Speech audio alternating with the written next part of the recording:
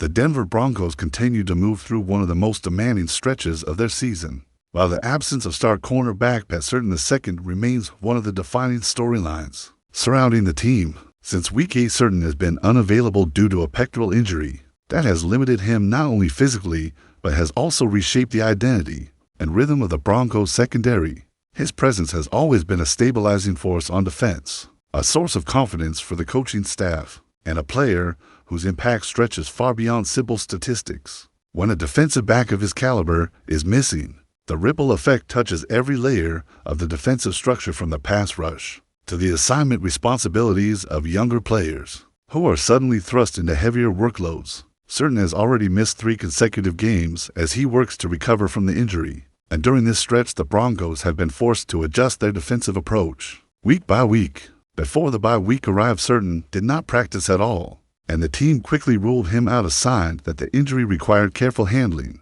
The Broncos understood that pushing him too soon could risk turning a temporary setback into a season-altering problem. As Week 13 approaches, the question that hangs in the air, not only among reporters, but also among fans, coaches, and teammates, is whether the star cornerback will make his long-awaited return in time for the crucial matchup against the Washington Commanders. At this moment, there is still no definitive answer, and the uncertainty has only deepened the anticipation.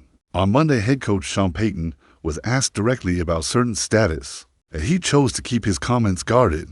Payton made it clear that he does not discuss specifics of injuries at the beginning of the week, emphasizing that Monday is too early to offer clarity on player availability. He acknowledged the question with professionalism, but declined to provide any details or predictions about Surtain's situation. When pressed on whether he was at least pleased with the progress that Surtain has made, Payton offered a brief confirmation, but again avoided expanding on what that progress actually means for the upcoming week. This is consistent with Payton's long-standing approach to injury discussions, where he prioritizes accuracy and player protection over speculation. Despite the lack of formal upgrades, there are still reasons for optimism based on the decisions the Broncos made earlier in the season. The team chose not to place Surtain on injured reserve, which would have automatically sidelined him for 4 games. That decision indicates that the Broncos' medical staff and coaching staff believed the injury would not require such an extended absence, since Surtain has already missed 3 games, and since Week 13 marks the 4th game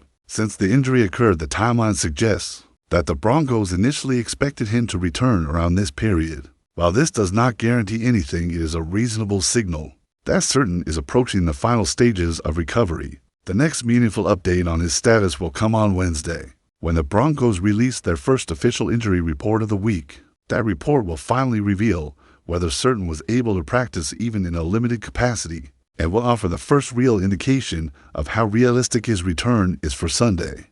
Until that moment, both the team and the fans remain in a state of cautious anticipation, waiting for clear evidence of his availability. Surtain's absence has not only affected the defensive performance, but has also highlighted his immense value to the team. His coverage ability often forces opposing quarterbacks to look elsewhere, and his discipline allows the Broncos to trust him in high-pressure matchups. Without him, the defense has had to compensate through different coverage schemes, increased safety support, and a greater reliance on the pass rush to disrupt opposing offenses. Younger players have had to step into roles that they might not have expected so soon, and while many have responded admirably, the absence of a true shutdown corner inevitably alters the overall dynamic of the defense. His return can serve as a major turning point at a moment when the Broncos are fighting to maintain momentum and keep their playoff ambitions alive. The Commanders bring a competitive offense, and having Surtain back would instantly elevate the Broncos' ability to control the passing game and dictate the tempo of defensive possessions. His presence does more than strengthen the lineup. It restores a sense of balanced confidence, an identity that the team relies on during tightly contested games. For fans who have followed the season closely and who understand how important each development is, this storyline captures the tension and hope of the moment.